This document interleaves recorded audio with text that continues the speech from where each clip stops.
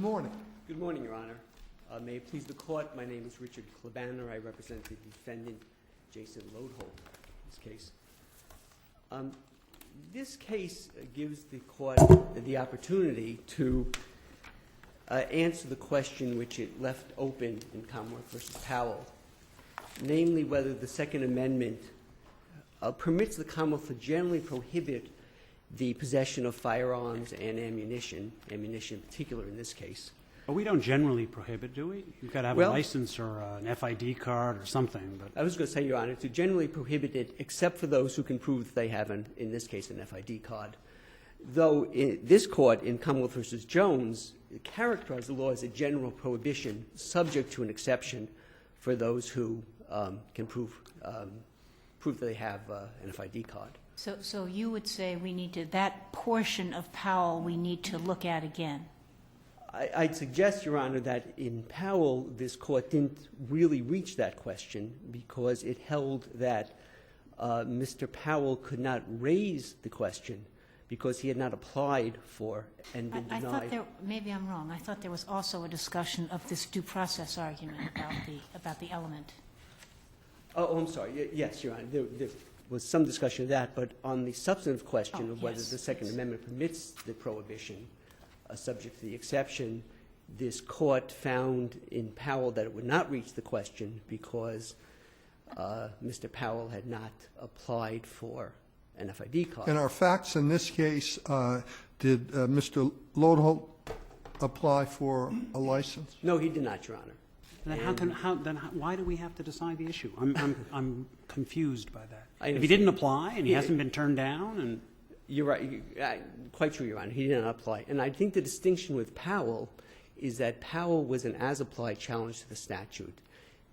As I understand Mr. Powell's argument, it was that as applied to someone under the age of 18, it was unconstitutional because it deprived him of the same right that to get a card and to possess that he would have had if he were an adult.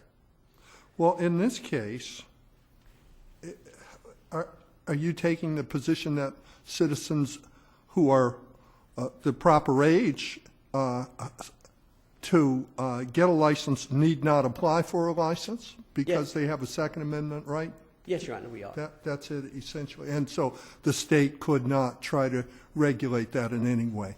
No, the state could regulate them. For instance, it's fairly clear under Heller and McDonald that the state could have prohibited Mr. Loadholt, who, as the evidence has it, was a felon, had been previously convicted of a felony, could have prohibited Mr. Loadholt and other felons from possessing a firearm and ammunition.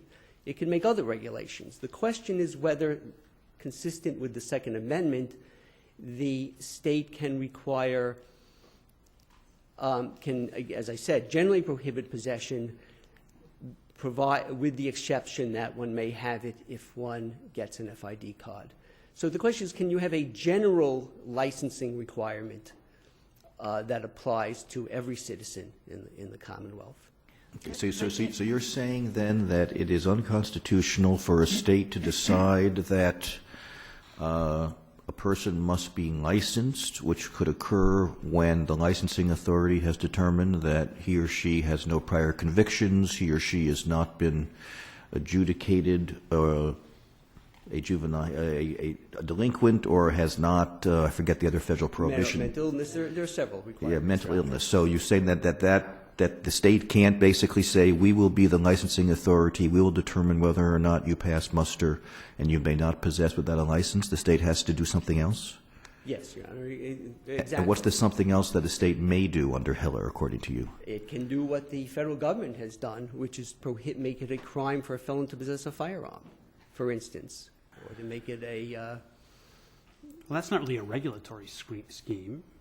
That's a criminal statute. That's not really a regulatory scheme. It might also well be able, under Heller, I believe there's some language in Heller permitting licensing of, in the course of commerce in firearms, for instance. And Heller suggests that that might be at least presumptively lawful under the Second Amendment. As a matter of public policy, wouldn't your position create a situation where just about every citizen could walk around with a gun tucked in their waist? If they're not a felon? Well, first of all, Your Honor, we have most citizens, Your Honor, could possess a firearm and If ammunition. they apply for a license? But in any case, under the Second Amendment, as interpreted by Heller, Your Honor, it certainly seems to contemplate a general right to possess a firearm and ammunition. In the case... But wouldn't the way to test that be to apply? And if you didn't get it, then say, you can't tell me I can't get it? One could test it that way, Your Honor, but in this case, the question is whether one of the questions is whether a criminal defendant who has been convicted of a crime under a statute can object that statute is unconstitutional, can appeal on the grounds that that statute is unconstitutional. And I know of no case, Your Honor, in which, other than Powell, frankly, in which this court or any other court, or in which this court, I'm sorry, has said that a criminal defendant, once convicted, doesn't have standing to challenge the constitutionality of the law under which he was convicted. Going to the point that you did not challenge the constitutionality in the trial court. That's right. But this is the same situation as which this court addressed in Heller. I'm sorry, in Powell, Your Honor. The trial occurred before either Heller or McDonald. And as this court recognized in Powell, it was not a live issue, and the failure to raise it at the trial court does not waive the argument. So you're essentially asking us to reverse Powell. I'm asking you to reach a question which I think this court did not reach in Powell, Your Honor. Oh, I'm sorry, yes, to reverse it as to what might be called the standing question. But on the grounds that this is a facial challenge to the statute, it's very similar to a case that a licensing case in the United States Supreme Court, which I cite, United States versus Cahoon. In that case, a private trucker was convicted of not having a license required of both private and commercial truckers in the state. And the Supreme Court treated that as and the question was raised of the fact that he had not applied for such a license. And in the United States versus Cahoon, the United States Supreme Court held that raised a proper facial challenge, that he could still challenge the law on its face. His challenge was that the licensing law itself, by restricting the freedom of the individual, was unconstitutional. So, but you prevail on a facial challenge only if any licensing is prohibited, correct? If any general scheme of licensing is prohibited. I'm sorry, if any general scheme? Scheme of licensing, Your Honor. So what's the difference between any licensing versus any general scheme of licensing? Well, I'm sorry. The Supreme Court has indicated that the Second Amendment, for instance, doesn't apply to every type of firearm, and there may well be, as there is at the federal level, a separate licensing scheme for certain weapons, such as machine guns. So you're saying that with regard to, let's put aside sawed-off shotguns and machine guns, with regard to a handgun, you were saying that the state, as a matter of federal constitutional law under our Second Amendment, as incorporated by McDonald, bars any licensing of a handgun. That's correct, Your Honor. What about a 10-year-old? Could a 10-year-old? I'm sorry, Your Honor. That's a good point, and I don't think either Helen McDonald addressed that directly, but they. So the state we could have a law that says anybody under the age of 6 has to apply for a license before he can carry a shotgun down the street. And you could probably prohibit anybody under the age of majority from even possessing a firearm. Wouldn't Heller also say that you could prohibit a convicted felon of having a gun? Absolutely, Your Honor. So? This court the legislature could prohibit felons from possessing firearms. It has through the FID process, which bars somebody who is a felon from getting an FID card.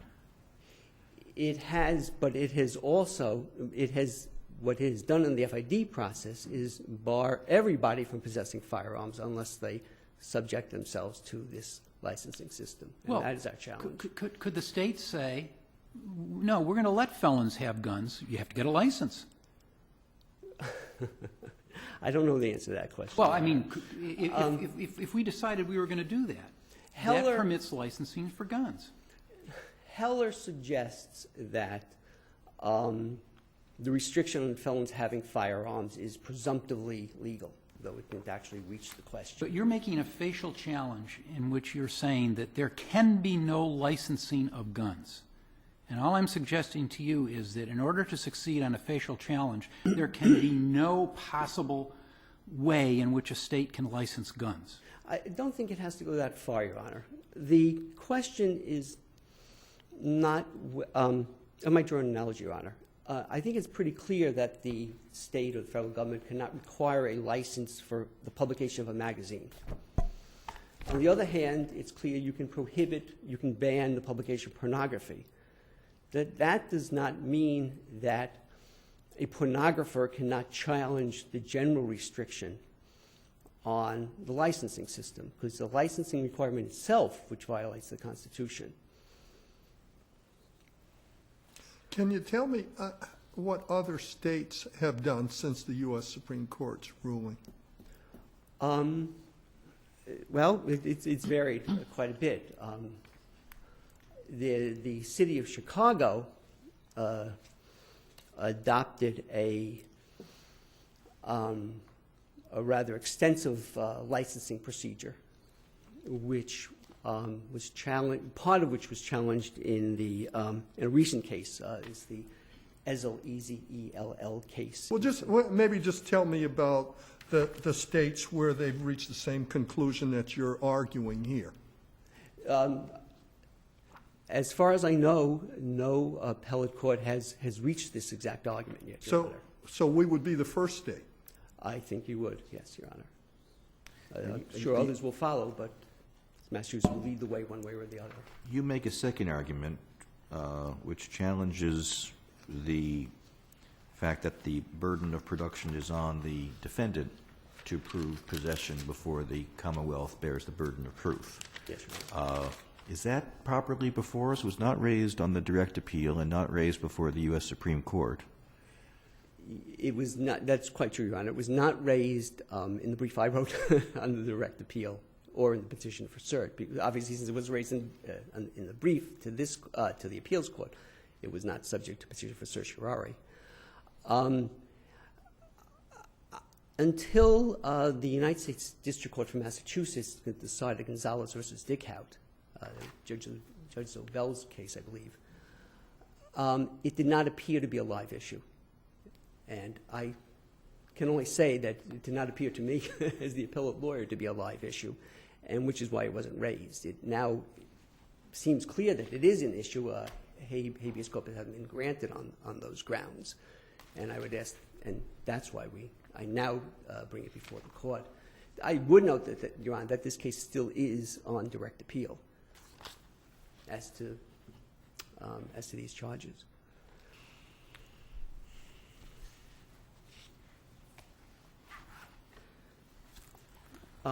Another issue relied upon heavily by the Commonwealth, Your Honor, is the question of whether Heller should include possession of a gun by a guest who regularly stays in a home rather than someone who is literally in his own home. Again, it's certainly one of the.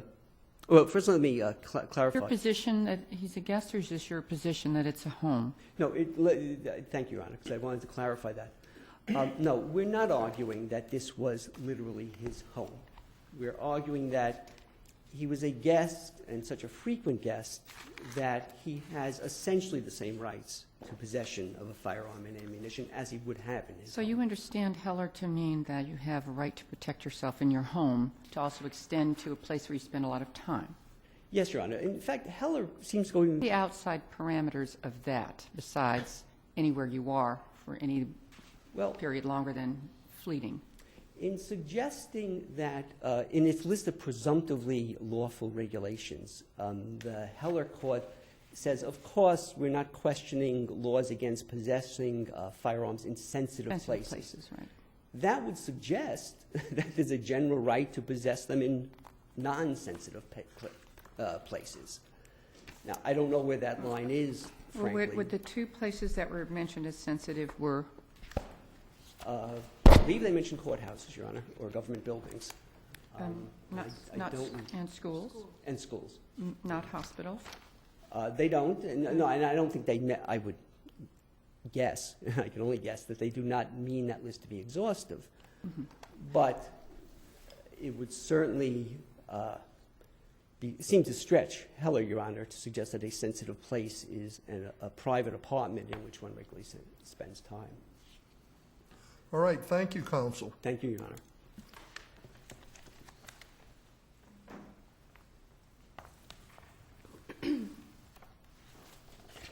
Good morning, Your Honors. Bethany Lynch, Assistant District Attorney representing the Commonwealth.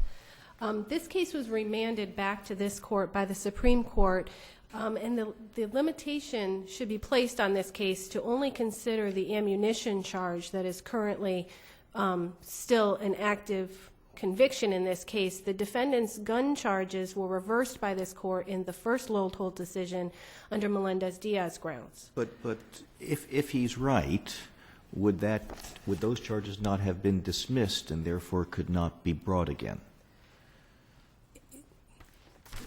If he's right and they were dismissed by this court, No, if he is right that no licensing is permitted, then we would have to essentially say you can't re-prosecute him on the firearms charge. I mean, the reason it was a Melendez-Diaz issue which cost you that conviction, but you are allowed under that decision to re-prosecute.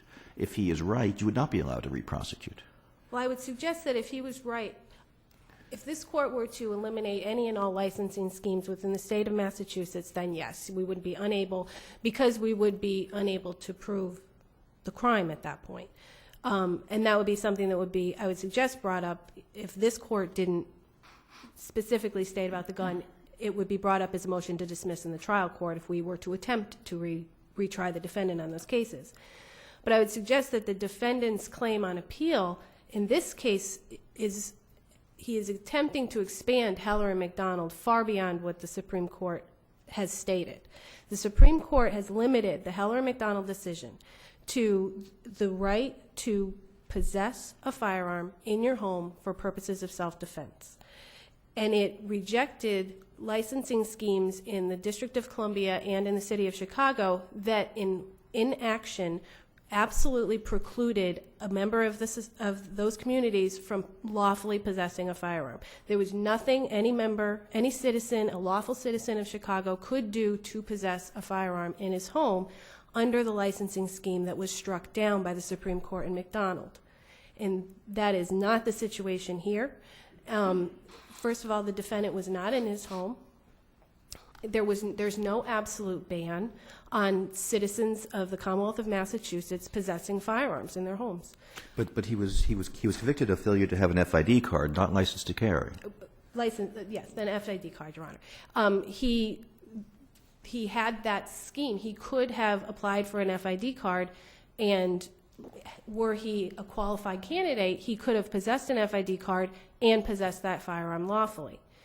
It's not an absolute ban on the citizens of the Commonwealth possessing a firearm to require them to go and get a license or to get a firearms identification card. Those are regulatory schemes that are designed to protect the public.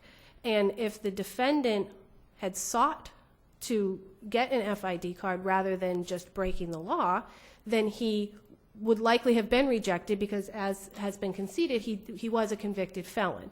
And that is specifically something that the Supreme Court says that this defendant would not be able to get a license for reasons of public safety. So it would not be unconstitutional to deny the defendant in this particular case, being a convicted felon, a license or an FID card. And you're saying that therefore even the facial challenge fails. Exactly. What would your position be if we had a person who wasn't a felon who made the same arguments? If he wasn't a felon, I would make the same argument. If all facts being equal, but that he had never been convicted or we had no evidence that he'd ever been convicted of a felony before, again, Heller and McDonald protect the right. They created a core right to possess a firearm within your home for the purpose of self-defense. And this was not his home. This there was no absolute ban. He could have gotten a license. He wasn't absolutely precluded, as constitutionally precluded from exercising his constitutional right. He could have applied for an FID card. It would be just like Powell. It would be exactly like Powell, and without the age differential. Right. But again, had he applied to be, in this case, he would have been denied as a convicted felon. But at least at that point, there would be some record to follow as to why he was denied. And in this case, there wasn't. In this case, this is a defendant who is in a girlfriend's apartment, hiding in the closet with ammunition in his pocket. And, I'm sorry. Well, just at some point, I'd like you to reach the question of in the girlfriend's apartment. Sure. I don't think we can assume immediately that you can't have more than one home, one place that you think of as your home. And I'm also interested in your point of view. How would you address that question? Were we to reach it? If you can have conceitedly more than one home, and some people live in cars, what are the parameters? What would you suggest would be appropriate parameters? In this case, I would suggest that the parameters have to be more than just a place that you frequent. The evidence in this case was that he stayed at the apartment several times a week for about a month.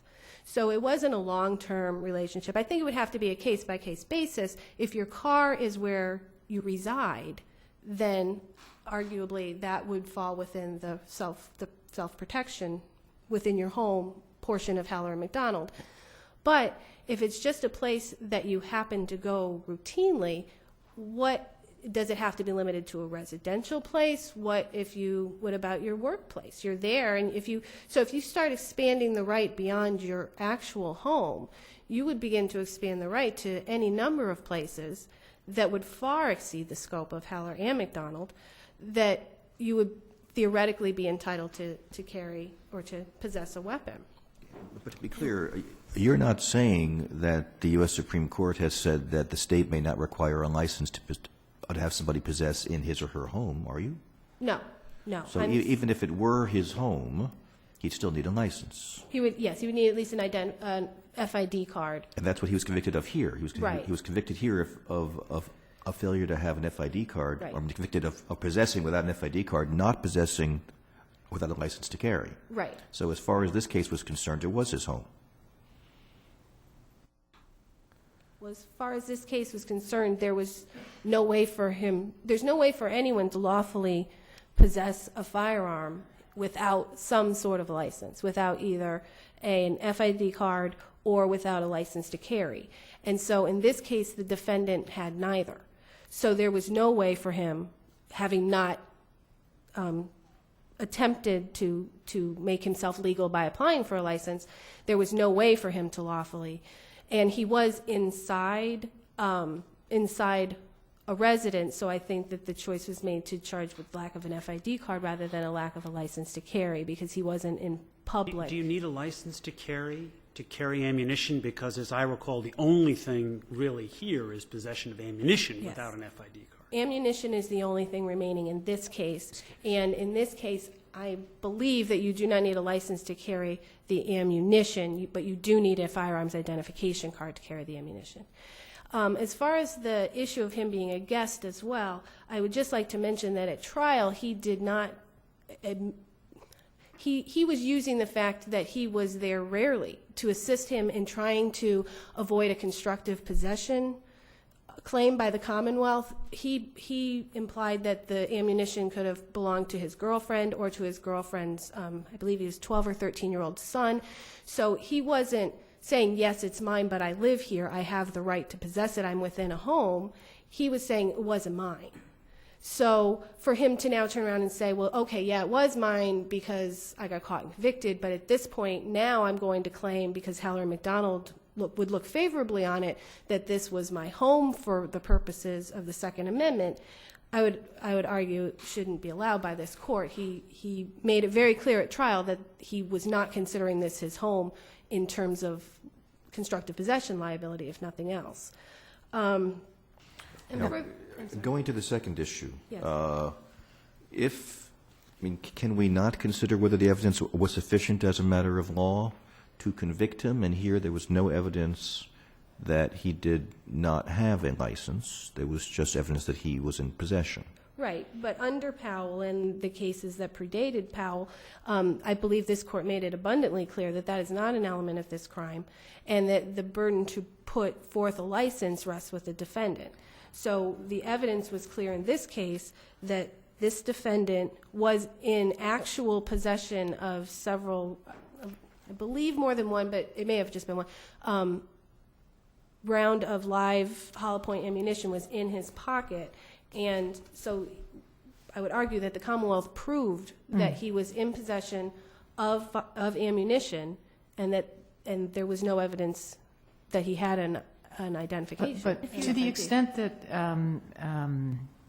there's still the Jones case out there that the defendant calls our attention to, and the holding of the Jones case says that the holding of a valid license brings the defendant within an exception to the general prohibition against carrying a firearm. Right. And that justifies it not being an element the Commonwealth need prove.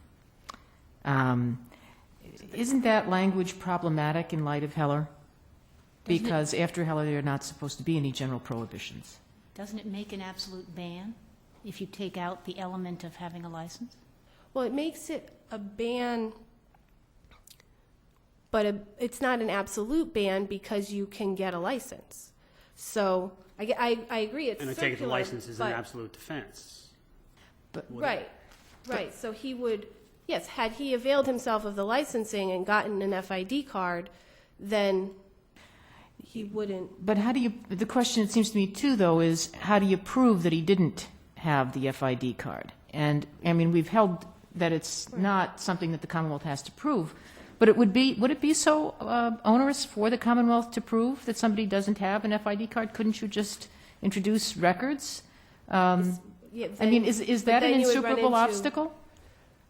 I would agree it's not insurmountable, but then you have the Melendez-Diaz issue there as well. There's and the Well, to defendant prove is a the one- license, you have a Melendez-Diaz issue? Are they centralized? Are the FID cards centralized, or are they in Town by town. 361 different towns? I know it's town by town that you apply. I honestly don't know if there's a central, like if they have to report that to the state. I don't know that. I don't think it's a I'm sorry. Melendez-Diaz problem, because No. this license is not issued for the prosecution. Okay, that's true, Your Honor. I'm sorry, I've lost track of the question, but No, I was just saying, could we get around this problem by simply saying, reconsidering the aspect of whether or not it's an element that the Commonwealth Well, should prove? But then the defendant would at least have to tell you, if it's town by town, what town issued him that license. Or the Or scheme you needs would to be have to- changed, or the licensing scheme needs to be changed so that there's a central registry. That, yes, I think that would be a separate issue from this case, and I don't know, in this case, all I can argue is that this defendant was in possession of ammunition, and he did not have an FID card, or the burden was on him to bring forth an absolute defense of having an FID card, and he did not do that. So under the regulatory scheme that was in place, this defendant, the evidence was sufficient to convict this defendant. Remind me about Gonzalez versus Dick, is it Dick Hout? Honestly, I'm sorry, Your Honor, I'm not familiar with that case. It's a federal district court case decided late last year. It's cited in the defendant's brief on this point, I'm sorry. saying that there are three elements, that the failure to have an identification card is an element. I don't know what happened in that case. No. I honestly don't as well. I can look into it and send a letter Yeah, if it's you'd cited in like. his brief. It's not cited in yours, and I Yeah. just was wondering what the status of that No, case I was. will, I'll find out the status and send a letter, Your Honor. If the court has no further questions in this case, I would rest on the brief. Thank you. A little question. certainly, certainly. And do you know where you're supposed to get a license for purposes of this question that we've been kind of nibbling around the edges of? Is it residency-based? I believe it is residency-based. So instead of saying, where'd you get your license, you could say, what are all your addresses? and then Right, but check still there. you would have to get that I understand. information from, I understand, but from from the the purposes defendant. of self-incrimination. All right, thank you. thank you. Thank you.